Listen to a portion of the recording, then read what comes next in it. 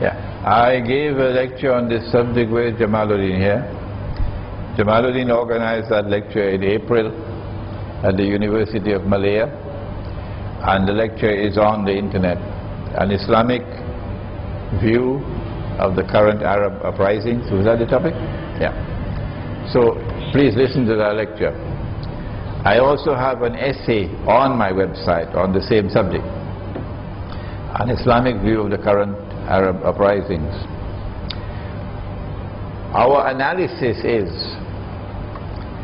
that while we commend those who rise up against oppression and seek to extricate themselves from oppression and who hate the oppressor, that what is now happening in the Arab world also has an agenda that lies behind this.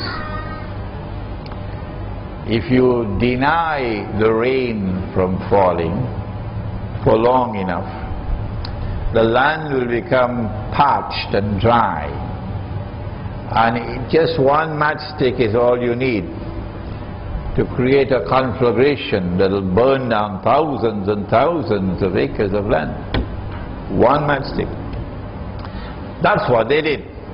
The banking system in particular, the monetary system in particular. And not only that, but they're the ones who put these dictators there, and they kept them there. And they forced the dictators to act brutally towards their own people. They did that for long enough to ensure that the land becomes parched and dry, and the people are groaning through oppression, and they're longing to get out. And then they came with the match. And when they lit the match, of course the whole thing blew up. But they're the ones who planned the timing. The Arab uprisings are taking place now for a particular reason. It's not happening in a vacuum. It's happening because of a particular reason. We have reached that moment in time. My book Jerusalem in the Quran explains the subject, when stage 2 of Dajjal's mission is coming to an end, and phase 3 is commencing. In phase 1 of Dajjal's mission, the world experienced Pax Britannica, with Britain as the ruling state. In phase 2 of Dajjal's mission, the world experienced Pax Americana, with United States of America as the ruling state. We say these things are not happening by accident. If this can be by accident, a cow can also jump over the moon. No, there's a reason why Pax Americana replaced Pax Britannica. And now we say Pax Judaica, meaning a Jewish world order, Israel ruling the world. Pax Judaica wants to replace Pax Americana. In order for Pax Judaica to replace Pax Americana, what we have to do is look to see what happened the first time. In order for Pax Americana to replace Pax Britannica, what happened? Study that.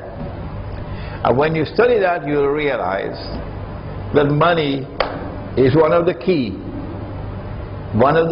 to the transition. Money.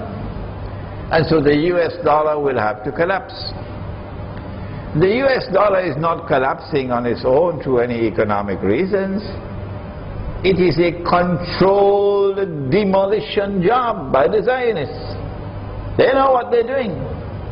And they have the Federal Reserve in their control, not the American people. And so 15 years ago, Imran Hosein is not a prophet. Imran Hosein doesn't have an angel or jinn whispering in his ears. How could Imran Hosein say 15 years ago that the US dollar must collapse? Which I did. It's there. It's documented. Nobody else said that. No monetary economist in the world said that. But I said it. Why? Because I had Nabi Muhammad alayhi salatu wasalam. We have him as our teacher.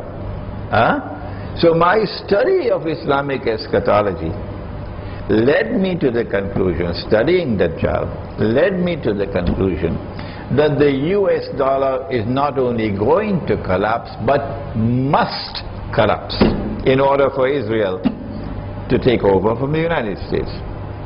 That when the US dollar collapses, it's going to bring down all the paper money in the world, because they don't need paper money anymore. And then the electronic money will take over. So now we are witnessing this. This is the moment that I anticipated 15 years ago. The US dollar is already finished, it's just waiting now to collapse, to be finished and to be demonetized. But not only must you have a fundamental change of power in money, but there was something else that happened between phase 1 and phase 2. And that is that the United States had to intervene to save Britain from defeat in the First World War. Britain was on the verge of defeat. The German submarines had marooned Britain. Britain probably had food for 2 weeks left. When the plan was worked out, they went to the British government and said, "You're losing the war, but we can help you to win it." And that's when the British issued the Balfour Declaration that it is the intention of the British government to work for the establishment of a Jewish national home in the Holy Land. In November 1917. That was the quid pro quo for them to bring the United States into the war. And once the United States entered the war, the First World War, Germany was defeated. Okay?